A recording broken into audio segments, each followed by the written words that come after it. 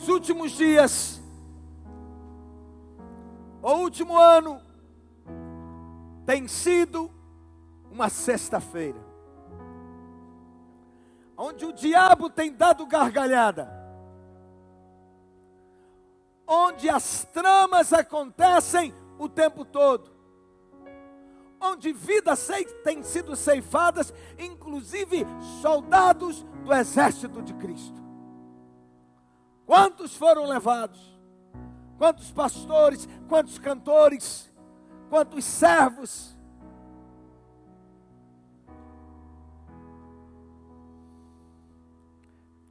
É sexta-feira.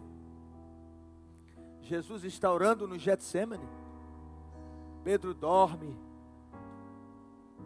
Sono profundo. Judas sai, vende Jesus por 30 moedas de prata. Ele era um dos 12, ele era da liderança. Ele é traído, é entregue aos soldados, é preso, é levado diante de Pilatos, que reluta, mas cede, é trocado por um bandido, por Barrabás. O sinédrio conspira, a multidão escarnece e pede a crucificação. Mas diga comigo, mas o domingo, bem forte, vem aí, é sexta-feira, e os discípulos fogem como ovelhas sem pastor. Pedro está negando, diante de uma fogueira, pessoas ali, servos, escravos, o reconhecem, pela forma de falar, pela forma de vestir, mas ele diz, eu não o conheço. Maria e as demais mulheres estão chorando, mas eles não sabem. Diga comigo, o domingo está chegando. É sexta-feira. Ouça, os romanos o ferem, o golpeiam fortemente, seu corpo é retalhado pelo chicote de pontas perfurantes. Eles colocam uma coroa de espinho, mas eles não sabem que o domingo, mais forte, é sexta-feira. Jesus caminha até o Calvário, a cruz pesada, seu corpo moído pelos açoites, seu sangue escorre, seu corpo tropeça, seu espírito está oprimido, mas ainda é sexta-feira. O domingo virá. É sexta-feira, é a vitória do mundo. A multidão enfurecida, o diabo celebra, mas é apenas sexta-feira. O domingo virá. É sexta-feira. Os soldados pregam suas mãos na cruz, eles pregam seus pés naquela cruz. Então eles o suspendem, vai sendo tudo rasgado, e eles o suspendem ao lado de 2 criminosos. Parece que é o fim. A noite mais tensa, mas é apenas sexta-feira. O domingo virá. Aos discípulos é perguntado: o que aconteceu com o seu herói? Os fariseus estão celebrando, o esquema montado deu certo, a armação política deu certo, funcionou, mas eles não sabem que é apenas sexta-feira. O domingo está chegando. Mateus 27, 33 e seguintes dizem: chegando a um lugar chamado Gólgota, que significa lugar da caveira, deram-lhe a beber vinho com fel, mas ele, provando, não quis beber. Depois de o crucificarem, arrancaram as suas roupas, rasgaram e partiram entre si, e assentados ali o aguardavam. Por cima da sua cabeça puseram escrita a sua acusação: este é o rei dos judeus. E foram crucificados com ele 2 ladrões, um à sua direita, outro à sua esquerda. Os que iam passando balançavam a cabeça, meneavam a cabeça, dizendo: Ó, tu que destróis o santuário em 3 dias e o revivificas, salva-te a ti mesmo, ó Jesus. Se és o Filho de Deus, desça dessa cruz. Isso é afronta do diabo. O diabo afrontando. De igual modo, os principais sacerdotes com os escribas e anciãos, escarnecendo, diziam: salvou os outros? A si mesmo não pode salvar-se, não pode livrar-se a si mesmo? É rei de Israel? Então que desça da cruz e nós creremos nele. Confiou em Deus, então que ele agora venha livrá-lo. E se de fato Deus lhe quer bem, porque ele dizia: sou filho de Deus. E os mesmos impropérios lhe diziam também os ladrões que haviam sido crucificados com ele. É sexta-feira. Ele está pendurado na cruz, sentindo-se abandonado por seu pai, deixado sozinho e morrendo. Poderá alguém salvá-lo? Ó! É sexta-feira, diga comigo: ó! Mais forte: ó! É sexta-feira, mas o domingo está chegando.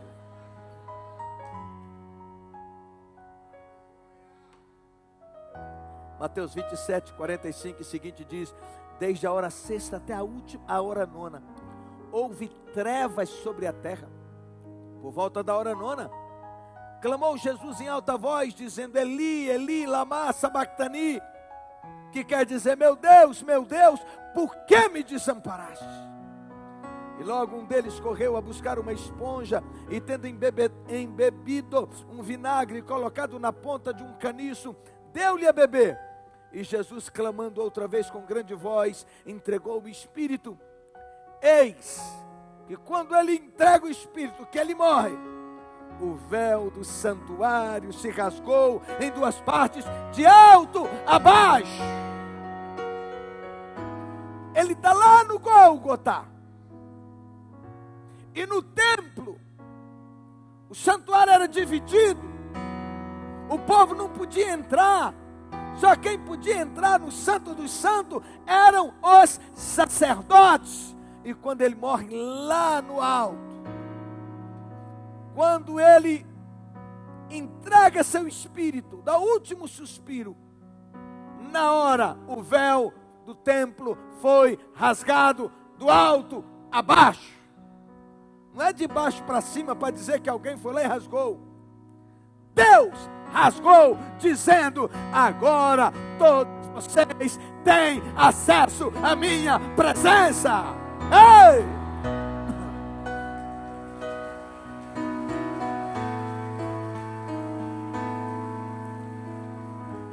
E mais tarde o apóstolo Pedro diz: vós sois a geração eleita, sacerdotes de Deus.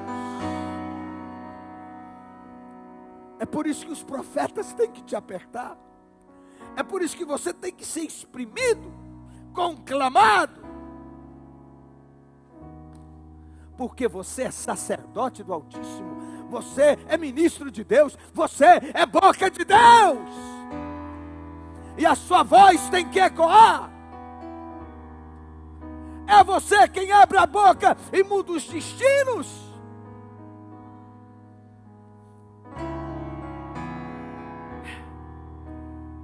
O véu do santuário se rasgou em 2 partes, de alto a baixo. Tremeu a terra. Sabe o que é isso? Terremoto. Fenderam-se as rochas. Abriram-se os sepulcros. E muitos corpos de santos que dormiam ressuscitaram. E saindo dos sepulcros, depois da ressurreição de Jesus, entraram na cidade santa e apareceram a muitos. Meu Deus! Você já imaginou o que é isso? Gente que eles conheciam, que tinha morrido há 10, 20, 30, 50 anos, servos do Senhor, na ressurreição de Jesus, eles também foram ressuscitados. Eles ressurgiram e entraram na cidade, e as pessoas os reconheceram. Sabe por que Deus fez isso? Era só para tornar claro no seu coração que aqueles que morreram com Cristo também haverão de ressuscitar. É sexta-feira, a terra treme, o céu escurece, é tomado de densas trevas, meu rei entrega seu espírito. É sexta-feira, a esperança foi perdida, a morte venceu, o pecado triunfou, os discípulos saíram correndo. Satanás dá gargalhadas, Jesus está morto. Caindo a tarde, veio um homem rico da cidade de Arimateia, chamado José, que também era discípulo de Jesus. Um homem influente na sociedade. Ele foi então encontrar-se com Pilatos e lhe pediu que lhe entregasse o corpo de Jesus para que ele o sepultasse. Então Pilatos mandou que lhe fosse entregue. E José, tomando o corpo de Jesus, envolveu, embrulhou, enrolou num pano limpo e o depositou no seu túmulo novo que fizera abrir numa rocha. José de Arimateia tinha feito um túmulo numa rocha. Mandou cortar e ficou com esse túmulo pronto para si. E quando Jesus morre, ele pega o corpo de Jesus, envolve em panos e coloca naquele túmulo.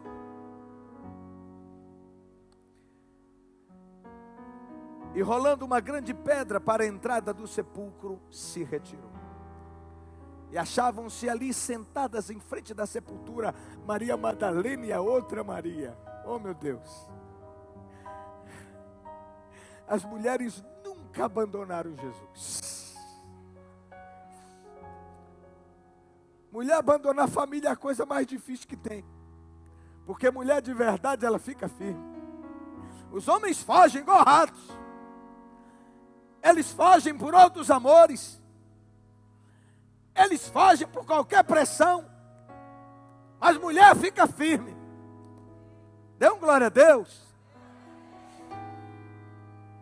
Essas mulheres, as que acompanhavam Jesus desde o início do seu ministério, e tinham recurso e bancavam o ministério, porque eles tinham que comer, tinham que se alimentar, e elas andavam junto e ofertavam no gasofilácio, e o tesoureiro era nada mais, nada menos do que Judas, e João diz que ele era ladrão. Ele ainda pegava o dinheiro e ainda roubava parte do dinheiro. Preste atenção, as mulheres acompanharam, e entre elas tinha uma chamada Maria Madalena, Maria de Magdala. Uma mulher que era atormentada por 7 demônios, 7 espíritos malignos, e que foi liberta por Jesus, e a partir daí, e ela era rica, ela passou a acompanhar Jesus, passou a servir a Jesus e aos demais, e ainda colocar seu dinheiro como sustento para a obra. Tempo todo. Os discípulos fugiram. Elas ficaram. Quando seu corpo foi retirado e colocado, sepultado na pedra, no sepulcro, elas estavam ali presentes, acompanhando tudo, e foram embora para casa, porque já entrava o sábado. Sábado. E elas vão para casa, é o Shabá.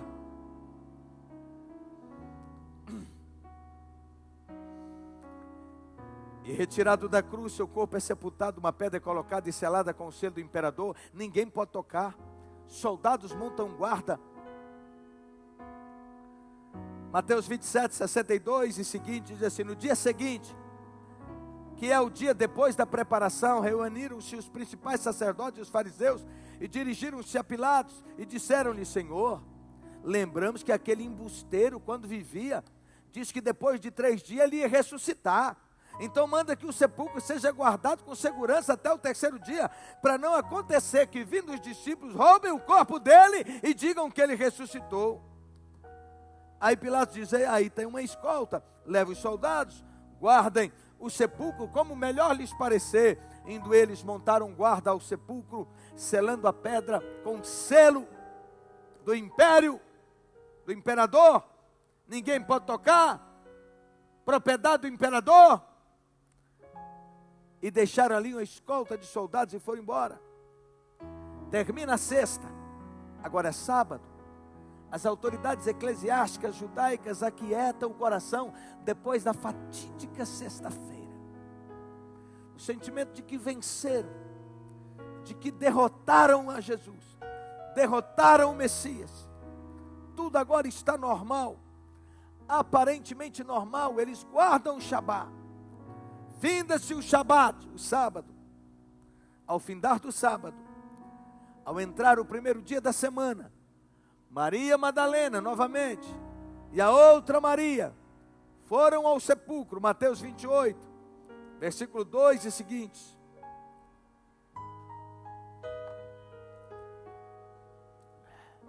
Diz assim: e eis que houve um grande terremoto, porque um anjo do Senhor desceu do céu, chegou-se, removeu a pedra e assentou-se sobre a pedra. Você pode dar um glória a Deus? O seu aspecto era como um relâmpago. É The Flash que fala? É o The Flash. Olhavam para ele, para o anjo, era o aspecto, a aparência de um raio, de um relâmpago. E a sua veste alva como a neve, branca como a neve. E os guardas tremeram, apavoridos, espavoridos, assustados, e caíram como se estivessem mortos. Mas o anjo, dirigindo-se às mulheres, para Maria Madalena e Maria, e a outra Maria, e disse: não temais, porque sei que vocês buscam a Jesus que foi crucificado. Ele não está aqui, Ele ressuscitou.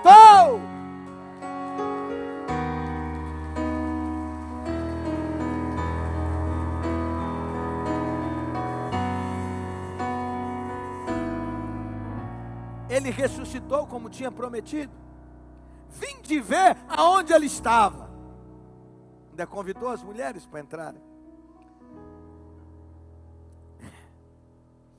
E depois disse: vão depressa e digam aos discípulos que ele ressuscitou dos mortos, e vai adiante deles para Galiléia, e lá o verão. É como eu estou dizendo para vocês. E retirando-se elas apressadamente do sepulcro, tomadas de medo e de grande alegria, correram a anunciar aos discípulos. E eis que veio ao encontro delas, e eis que Jesus veio ao encontro delas e disse: salve! E elas, aproximando-se, abraçaram-lhe os pés e o adoraram.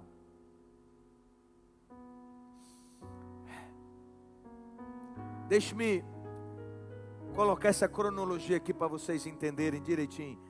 Quem foram os primeiros a ver o ressurreto? A primeira pessoa a encontrar-se com o ressurreto, com o Messias, é Maria Madalena. Primeira pessoa. João capítulo 20, versículo 13. Ela encontra-se, quando ela sai, ela encontra-se com um homem e que ela acha que é o jardineiro. E ela pergunta: onde colocaram o corpo do meu Senhor? Evangelho de João. Levaram embora o meu Senhor, respondeu ela, e não sei aonde o puseram. Em seguida, ela se virou, e outro personagem lhe pergunta por que estava chorando. Pensando que era o jardineiro, Maria Madalena responde: se o Senhor o levou embora, diga-me onde o colocou, e eu o levarei. Evangelho de João, capítulo 20, versículo 15. O jardineiro, na verdade, era o Senhor Jesus Cristo. E ele então vira para ela e diz: Maria. O som inconfundível da voz de Jesus, da voz do Mestre, a fez compreender: era Jesus. E ela então exclamou em aramaico: Rabone, que quer dizer mestre. Com certeza ela quis abraçá-lo e chamar todo mundo para vê-lo vivo, Mas o Senhor a orientou de uma maneira diferente. Ele disse para ela que voltasse aos discípulos e contasse o que tinha acontecido. Marcos 16, 9 a 11, e João 20, de 11 a 18, fala isso. Madalena foi a primeira pessoa a ver o ressurreto, não sem razão.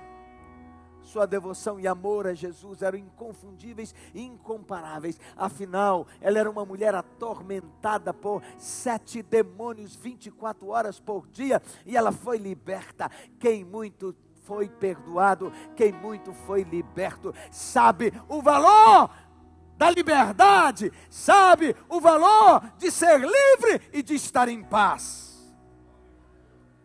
Jesus aparece às outras mulheres, foi a segunda aparição. Depois que apareceu ressuscitado a Maria, o Senhor foi ao encontro das outras mulheres que tinham ido ao sepulcro. Elas estavam com um misto de alegria e medo. As palavras dos anjos sobre o fato de que Jesus havia ressuscitado fez com que suas emoções borbulhassem como um vulcão.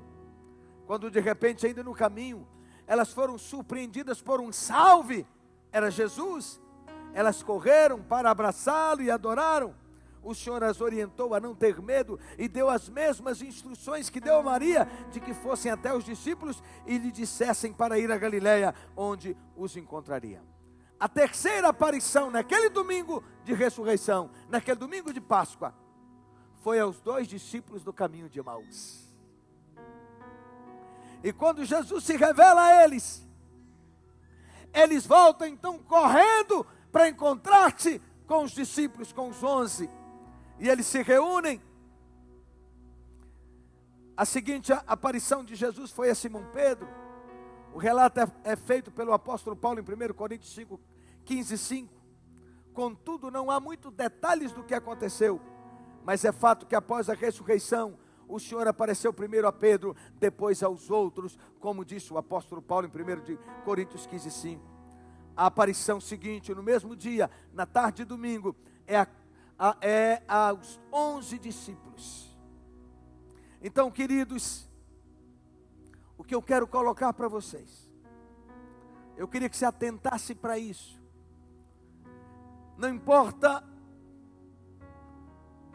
se é sexta-feira na sua vida. Alguns estão assim, dias negros, dias difíceis, dias de choro, dias sem respostas, mas eu quero te dizer que o domingo na sua vida vem aí. No Getsemane, ficou sozinho. Aqueles que deveriam orar com ele, dormiram. Na crucificação, os principais fugiram. Mas sempre tem um grupo pequeno que não abre mão da companhia de Jesus, e eu estou ministrando a eles em nome de Jesus. Sempre haverá um grupo de pessoas que estarão ao seu lado, meu irmão, minha irmã, na hora da dor, na hora difícil, na hora do choro, na hora do abandono. Deus sempre levantará alguém para estar contigo, e mais, você que já foi selado pelo Espírito Santo de Deus. A Bíblia diz que o Espírito Santo de Deus nunca te deixará, nunca te abandonará, você jamais estará sozinho. Como eu disse, as mulheres estavam em pé, junto à cruz, João 19, 25, e entre elas, Maria Madalena, Maria mãe de Tiago, e de José, e também de Salomé, Maria mãe de Tiago, de José e de Salomé, as quais, quando Jesus estava na Galiléia, o acompanhavam e serviam, e além destas muitas outras que haviam subido com ele para a Galiléia, para Jerusalém, como afirma Mateus 15, 40 e 41. Ouça, o domingo de Páscoa, a ressurreição nos lembra que não existe dor que não tenha fim. Você pode dar um glória a Deus? Erga sua mão direita. Pense nas lutas que você passa e diga: o domingo de Páscoa, a ressurreição, me lembra que não existe dor que não tenha fim. Não existe morte que não pode ser vencida. Que não existe autoridades, poderes humanos e impérios que possa impedir o meu rei de se levantar. que possa impedir a glória de Deus de se manifestar. Não existem tramas ou poderes que possam paralisar os planos de Deus. Diga: o meu Redentor vive e reina. Ele recebeu o nome que está acima de todos os nomes, e é o nome de Jesus. Todo ser no céu, na terra, debaixo da terra, no inferno, tem que se curvar e declarar que Jesus é Senhor, para a glória de Deus Pai.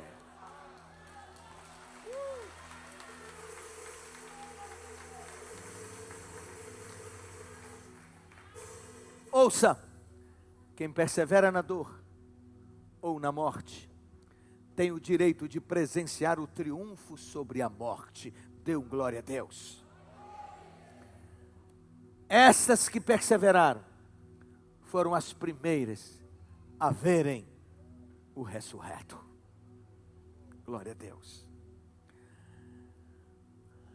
A Páscoa, a primeira celebrada, está em Êxodo capítulo 12, que falava de libertação, de saída do cativeiro.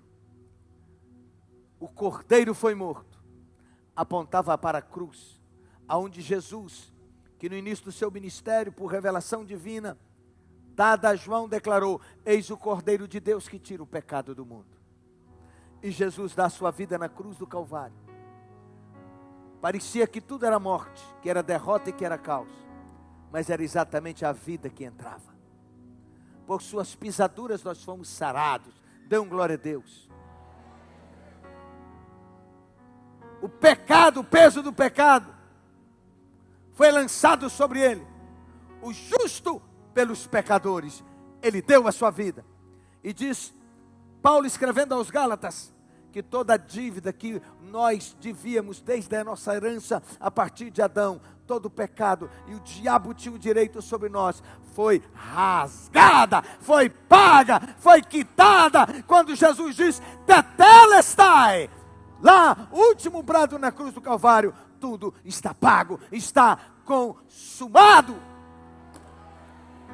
Você é convidado a viver uma vida de vitória, que do ponto de vista espiritual, tudo que você precisa já foi liberado, agora basta você trazer do mundo espiritual para a realidade terrena. Por isso nós falamos, a igreja tem que ser uma igreja forte, uma igreja que celebra, uma igreja que glorifica, uma igreja que enxuga as lágrimas, que canta, que exalta, que glorifica e diz: eu posso crer no amanhã.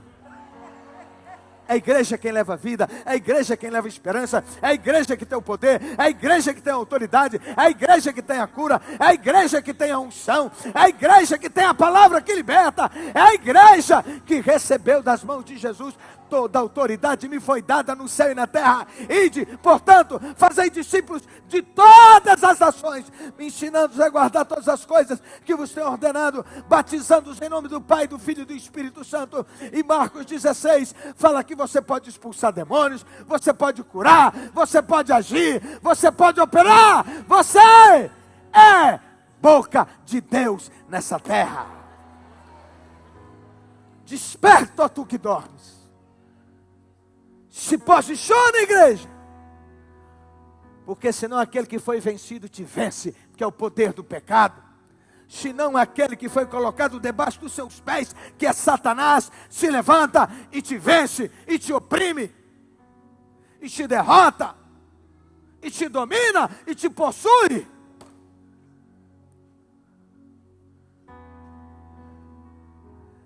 Tragada foi a morte pela vitória. Diga comigo: a sexta-feira passou, o meu rei ressuscitou, e ele reina soberanamente.